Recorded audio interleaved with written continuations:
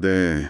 2026년 1월, 지금 이란은 사실상 전쟁터라고 봐야 할 것 같아요. 보내주신 자료들을 보면 정말 저격수가 군중을 향해서 총을 쏘고 머리 위에는 감시 드론이 날아다니고요. 인터넷은 완전히 끊겼고 사람들은 이제 실종된 가족들 생사 확인하려고 영원실을 헤매고 있다고 하더라고요. 정말 끔찍한 장면들의 연속입니다. 지금 이란에서 벌어지는 이 대규모 시위, 그리고 정권의 무자비한 탄압, 또 이걸 둘러싼 국제사회의 복잡한 계산까지 당신께서 이 자료들을 보내주시면서 도대체 왜 이런 일이 벌어지는지, 이 거대한 혼돈이 어디로 향하는지 그 본질을 꿰뚫어 보고 싶어 하셨죠. 저도 자료들을 읽으면서 정말 충격적인 부분이 많았는데요. 지금부터 그 핵심을 하나씩 제대로 파고들어보죠. 우선 이 사태의 규모가 대체 얼마나 심각하고 정권의 탄압이 얼마나 잔혹한지부터 생생하게 들여다볼게요. 그리고 이란 국민들이 왜 이토록 김노하면서 거리로 쏟아져 나올 수밖에 없었는지 그 뿌리 깊은 원인을 한번 파헤쳐 보겠습니다. 마지막으로 가장 중요한 질문이죠. 앞으로 이란은 어떻게 될 것인가? 군부 독재부터 내전까지 가능한 모든 시나리오와 그 안에서 미국이나 또 망명 황태자 같은 외부 변수들이 어떤 역할을 할지 심층적으로 분석해 보겠습니다. 자료들이 그려내는 모습은 단순한 시위 진압이 아니에요, 이건 그냥 자국민을 상대로 전쟁을 벌이고 있는 것 같아요. 저격수에 드론에 시신으로 넘쳐나는 영환실이라니 상상하기조차 힘든데요. 네, 맞습니다. 이건 이슬람 공화국 47년 역사에서 아마 가장 심각한 수준의 국가폭력이라고 봐야 해요. 자료에 따르면요, 공식 확인된 사망자만 2,400명이 넘는데 2,400명이요? 네, 그런데 실제 숫자는 훨씬 더 많을 거라고 모두가 추정하고 있어요. 550여 명이 희생됐던 2022년 히잡 시위 때랑은 정말 비교가 안 되는 규모죠. 그런데 이렇게 엄청난 학살을 저지르면서 정권이 인터넷을 완전히 차단해버렸어요. 1월 8일부터 연결성이 평소의 1% 수준으로 떨어졌다고 하던데 역시 외부 세계에 이 끔찍한 진실이 알려지는 걸 막으려는 거겠죠. 물론 그런 목적도 있는데 여기서 정말 소름 돋는 지점이 있어요. 소름 돋는 지점이요? 네. 정권은 외부로 정보가 나가는 건 막으면서도 내부적으로는 국영 TV를 통해 희생자들의 시신을 일부러 보여주고 있다는 거예요. 잠시만요. 보통 이런 상황이면 어떻게든 학살을 숨기려고 할 텐데 인터넷을 끊어놓고 국영 TV로 시신을 보여준다니 이건 뭔가 모순적으로 들리는데요? 바로 그 지점이 핵심입니다. 이건 은폐가 아니라 전력적 공포 전술이에요. 전략적 공포요? 네. 외부 세계에는 숨겨서 국제적 비난이나 개입의 빌미를 주지 않으면서 내부 국민들에게는 이게 저항의 대가다. 이걸 똑똑히 보여주는 거죠. 아, 두려움을 가장 강력한 통치 수단으로 사용하는 겁니다. 까불면 너도 이렇게 된다. 이 메시지를 아주 잔인한 방식으로 각인시키는 거예요. 정보를 통제하는 방식도 생각보다 훨씬 정교하고 집요해 보여요. 네, 단순히 스위치를 내리는 그런 수준이 아니에요. 한 자료에서 이걸 디지털 철권 통치라고 표현하던데 정말 딱 맞는 말이에요. 국경 게이트웨이 프로토콜, 그러니까 BGP라는 걸 조작해서 이란의 인터넷망 자체를 국제 인터넷망에서 거의 분리시켜버리고요. 우회 접속을 위한 가상사설망, VPN도 모조리 차단하고 있습니다. 그런데 가장 놀라웠던 건 스페이스X의 스타링크까지 교란하고 있다는 점이었어요. 잠시만요. 스타링크는 위성 인터넷인데 그걸 교란한다고요? 그건 완전히 다른 차원의 기술 아닌가요? 맞아요. 그래서 많은 전문가들이 놀랐죠. 자료에서는 GPS 신호를 교란하는 방식을 쓰는 걸로 추정하고 있어요. GPS 신호요? 네, 스타링크 단말기는 하늘에 있는 위성을 정확히 조준해야 하거든요. 그러려면 자신의 위치를 GPS로 파악해야 하고요. 아, 그렇죠. 바로 이 GPS 신호를 교란해서 단말기 자체를 그냥 먹통으로 만들어버리는 거죠. 이게 러시아가 우크라이나 전선에서 부분적으로 사용했던 방식인데 이란은 이걸 국가 전체 규모로 시도하고 있는 걸로 보여요. 정권의 생존을 위해서 모든 기술을 총동원하고 있는 셈입니다. 이렇게까지 디지털 철권 통치를 하는 걸 보니 정권이 얼마나 절박한지 알 것 같네요. 그런데 상황이 이 지경까지 온 근본적인 이유가 뭘까요? 자료들은 끔찍했던 한 해 끝에 사회계약이 파괴됐다고 표현하던데 구체적으로 어떤 일들이 있었던 거죠? 말 그대로 최악의 상황들이 한꺼번에 터졌다고 보시면 돼요. 무엇보다 경제가 회생 불가능할 정도로 무너졌어요. 작년 7월 이후 이란 리알화 가치는 40%나 폭락했고 연간 물가 상승률은 50%에 육박합니다. 50%요. 와, 상상이 안 가는데요. 월급은 그대로인데 1년 만에 물건값이 1.5배가 됐다는 거잖아요. 그렇죠. 국민들 삶이 완전히 파탄난 거죠. 국민의 3분의 1이 공식적인 빈곤층이고 세계은행 자료를 보면 일할 수 있는 나이의 인구 중에 직업을 가진 사람이 3분의 1밖에 안 돼요. 3명 중 1명만 직업이 있다고요? 네. 한 기사에 나온 묘사가 정말 가슴 아팠는데 한때는 교수나 엔지니어였던 전문가들이 푸주간 앞에 길게 줄을 서서 고기 손질하고 남은 뼈나 찌꺼기라도 얻으려고 기다린다는 거예요. 아, 이게 지금 이란의 현실이군요. 네. 자료를 보면 경제 붕괴의 원인으로 미국의 제재 그리고 정권의 무능 두 가지가 다 언급되는데요. 청취자 입장에서는 그래서 둘 중 뭐가 더 결정적인가 하는 질문이 나올 것 같아요.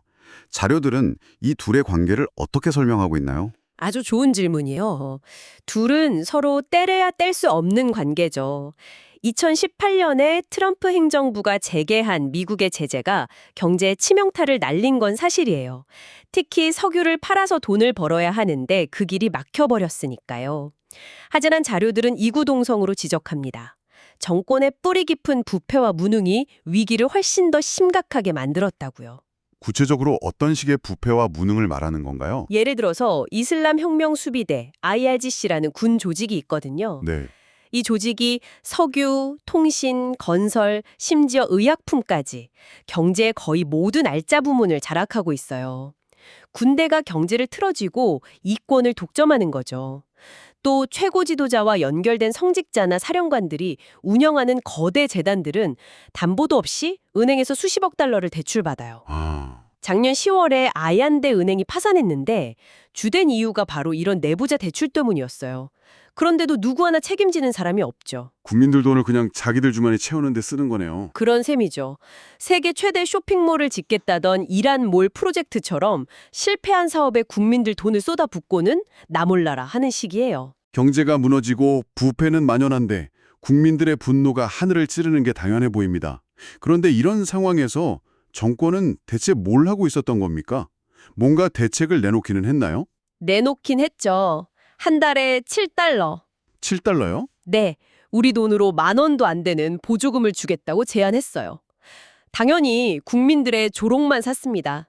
한 자료의 표현을 빌리자면 정권은 이제 국민에게 폭력 외에는 줄 것이 아무것도 남지 않았다. 이보다 더 정확한 진단은 없을 거예요. 이런 총체적 난국 속에서 마침내 사람들의 분노에 불을 붙인 결정적인 계기가 있었을 것 같은데요. 네, 사실 시장 상인들을 중심으로 한 시위는 계속 이어지고 있었어요. 하지만 자료에 따르면 결정적인 전환점은 1월 8일이었어요.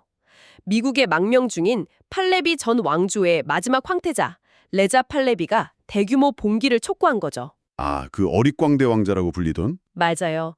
사실 이전까지 그는 많은 이들에게 무시당하던 인물이었는데 이번에는 달랐어요. 그의 호소가 절망에 빠진 사람들의 마음에 큰 파장을 일으킨 걸로 보여요. 지방의 실업자들을 중심으로 시작된 시위가 수도 테헤란을 비롯해서 전국적인 대규모 운동으로 폭발적으로 번져나간 겁니다. 정권은 궁지에 몰렸고 국민은 더 이상 잃을 게 없는 필사적인 상황이군요. 자, 그럼 가장 중요한 부분으로 넘어가 보죠. 이란의 미래는 어떻게 될까요? 자료들은 몇 가지 가능한 시나리오를 제시하고 있던데요. 네, 하나하나가 정말 살얼음판을 걷는 듯한 시나리오들이에요. 우선 정권이 이 잔혹한 탄압으로 끝내 버티는 게 가장 암울한 시나리오라고 하셨는데 그 경우 이란은 어떤 모습이 될까요? 그냥 지금 상태가 계속되는 건가요? 아니면 더 나빠지나요? 훨씬 더 나빠질 수 있어요. 이 경우 이란은 기나긴 침체와 억압의 시대로 접어들게 될 겁니다. 시위는 일단 잠잠해지겠지만 불씨는 절대 꺼지지 않겠죠? 정권은 더더욱 외부 세계와 담을 쌓고 내부적으로는 감시와 통제를 강화할 거예요. 경제는 계속 나빠지고 젊은 세대의 희망은 사라지고요. 그렇죠. 마치 거대한 감옥처럼 변해버릴 수 있다는 게 자료들의 경고입니다. 희망 없이 아주 천천히 말라 죽어가는 국가가 되는 거죠. 생각만 해도 끔찍하네요. 그럼 반대로 정권이 무너지는 어찌 보면 시위대가 바라는 상황이 온다면요? 자료들은 그게 꼭 해피엔딩이 아닐 수도 있다고 경고하는 것 같아요. 맞아요. 정권 붕괴가 더 끔찍한 혼란으로 이어질 수 있다는 게 두 번째 시나리오입니다. 옛 유고슬라비아나 지금의 시리아처럼 처참한 내전 상태에 빠지는 거죠. 내전이요? 네. 이란은 우리가 생각하는 것보다 훨씬 복잡한 다민족 국가예요. 인구의 절반 정도만 페르시아인이고 북서부에는 아제리족과 쿠르드족, 남동부에는 발루치족, 이렇게 각자 다른 언어와 정체성을 가진 민족들이 섞여 살고 있거든요. 강력한 중앙정부가 사라지면 이들 사이에서 분리주의 운동이 격화되면서 나라가 조각조각 찢어질 수 있다는 겁니다. 그렇게 되면 주변국들에도 엄청난 파장을 미치겠네요. 그야말로 악몽이죠. 특히 자료들이 공통적으로 우려하는 건 이란이 보유한 핵물질과 미사일 기술이 통제 불능 상태에 빠지는 거예요. 아, 이게 여러 군벌이나 심지어 테러리스트 조직의 손에 들어간다고 상상해 보세요. 중동 전체가 핵 화약고가 될 수도 있는 정말 끔찍한 시나리오입니다. 정권이 버티는 것도 무너지는 것도 끔찍한 미래라면 혹시 내부에서 어떤 변화가 일어날 가능성은 없을까요? 예를 들어 군부가 나선다거나 하는 식으로요? 시위 진압의 핵심인 혁명수비대가 아예 성직자들을 몰아내고 이집트나 파키스탄 같은 군부 통치 국가를 세울 수 있다는 거죠. 최고 지도자 하메네이가 이미 86세의 고령이라 그의 사후에 이런 시나리오가 현실화될 가능성이 충분히 있어요. 하지만 군부가 정권을 잡아도 경제 문제는 그대로 남지 않나요? 정확해요. 바로 그게 군부 독재 시나리오의 딜레마입니다. 혁명수비대가 권력을 잡아도 파탄난 경제를 살리려면 결국 미국의 제재를 풀어야 해요. 그렇겠죠. 제재를 풀려면 서방 세계와 핵 협상을 다시 해야 하고 핵 프로그램을 포기하는 수준의 큰 양보를 해야만 하죠. 그런데 이건 혁명수비대가 내세우는 반미라는 자신들의 존재 이유를 스스로 부정하는 꼴이거든요. 아, 자기 모순에 빠지는군요. 네, 이 모순을 어떻게 해결하느냐가 관건이 될 겁니다.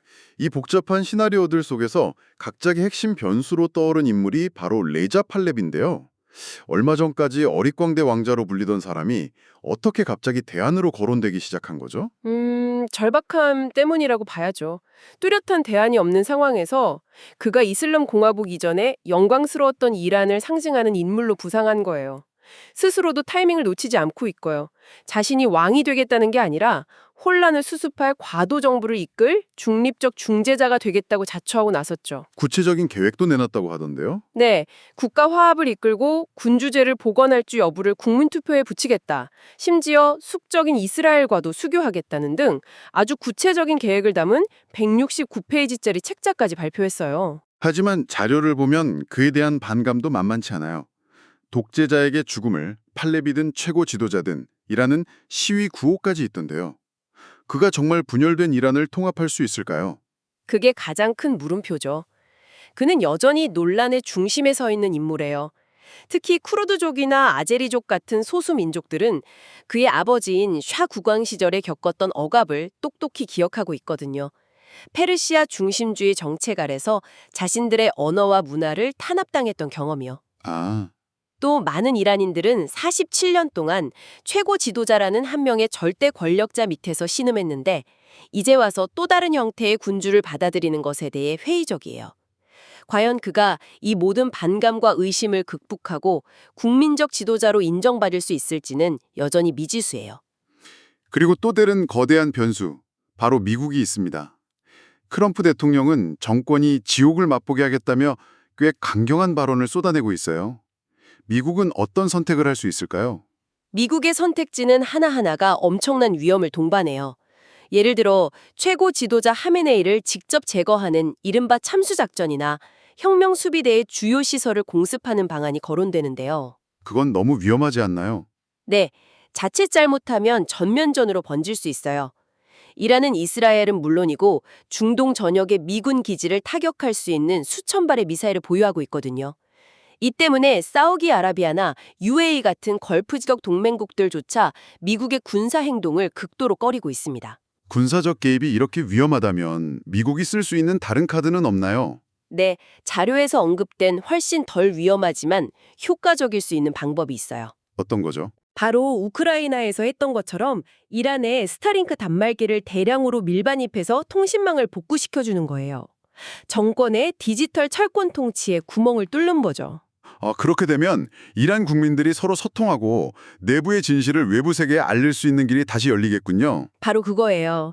이건 단순히 인터넷을 연결해 주는 걸 넘어서는 의미가 있어요. 정권이 독점하고 있는 정보와 진실에 대한 통제권을 빼앗는 효과적인 비군사적 압박 수단이 될 수 있는 거죠. 트럼프 대통령도 긍정적인 것 같던데요. 네, 일론 머스크와 이야기해 볼 수 있다고 언급하면서 이 방안을 꽤 진지하게 고려하고 있는 것으로 보입니다. 정리해보죠. 무자비한 폭력으로 권력을 유지하려는 정권, 더 이상 두려워하지 않는 국민, 그리고 상황을 악화시키지 않으면서 개입할 방법을 찾지 못하는 국제사회. 이란은 지금 그야말로 누구도 한 치 앞을 내다볼 수 없는 벼랑 끝에 서 있네요. 맞아요. 사실 많은 자료들이 지금 상황을 1979년 샤 왕조 붕괴 직전과 비교하고 있어요. 네, 저도 그 부분이 인상 깊었어요. 부패와 인플레이션에 시달리는 경제, 국민의 증오 대상이 된 안보기구, 현실과 동떨어진 늙은 지도자. 여러 면에서 놀라울 정도로 비슷해서 역사가 반복되는 듯한 기시감마저 들죠. 당시에는 누구도 샤 왕조가 그렇게 쉽게 무너질 거라고 생각하지 못했지만 지나고 보니 그건 필연적인 과정이었잖아요. 어쩌면 우리도 지금 이슬람 공화국의 필연적인 종말을 목격하고 있는 건지도 모릅니다. 오늘 우리가 살펴본 자료들은 주로 시위 진압의 선봉에 선 혁명수비대 IRGC의 역할에 주목했는데요. 하지만 한 가지 흥미로운 사실을 언급하고 있어요. 바로 이란의 정규군 아르테시는 아직까지 이 사태에 거의 개입하지 않고 침묵을 지키고 있다는 점입니다. 당신이 이란의 미래를 계속 주시하면서 생각해볼 질문을 하나 던져드릴게요. 혁명수비대는 정권의 사병 조직에 가깝지만 정규군은 국민의 군대라는 인식이 강하거든요. 만약 침묵하던 그들이 움직이기로 결정한다면 어떻게 될까요? 그들은 과연 국민의 편에 설까요? 아니면 정권의 편에 설까요? 혹은 스스로 권력을 차지하려 할까요? 어쩌면 이란의 운명은 바로 그들의 선택에 달려 있을지도 모릅니다.